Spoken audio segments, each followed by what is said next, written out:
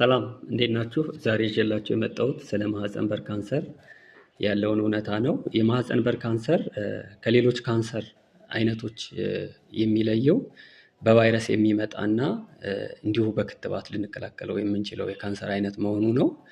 ይህ የማህፀን በር ካንሰር በእኛ ሀገር በኢትዮጵያ ከጡት ካንሰር በመቀጠል በገዳይነቱ በሁለተኛነት የተቀመጠ የካንሰር አይነት ነው ማለት ነው።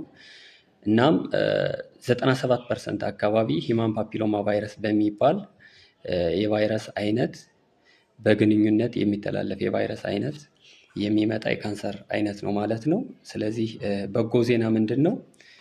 በክትባት የምንከላከለው አይነት ካንሰር ነው። ፕላስ በጊዜ ከተደረሰበት ደግሞ በቀላሉ ሊታከም የሚችል አይነት የካንሰር አይነት ነው ማለት ነው። ስለዚህ በእኛ ሀገር ለልጃገረዶች ከ9 እስከ 14 ዓመት ክትባቱ ሲሰጥ የቆየ መሆኑ ይታወቃል። ተቀባይነቱም ብዛም ቢሆንም ከማንነት ጋር እና ሌሎች ምክንያቶች ጋር የማያያዝ ልማድ ስላለ ማለት ነው። እናም ክትባቱ ያለፋቸው ሰዎች ሁለተኛው እድል ምንድን ነው? ስክሪኒንግ ነው፣ ምርመራ ማድረግ። ስለዚህ ከ21 እስከ 29 ዓመት ያሉ ሴቶች በ3 ዓመት አንድ ጊዜ ቢያንስ፣ ከ30 እስከ 65 ዓመት ያሉ ሴቶች ደግሞ በ5 ዓመት አንድ ጊዜ የማህፀን በር ካንሰር ምርመራ ማድረግ ተገቢ ነው ማለት ነው። በተለይ ደግሞ ከግንኙነት ጋር የተያያዘ ህመም፣ ደም መድማት እንዲሁ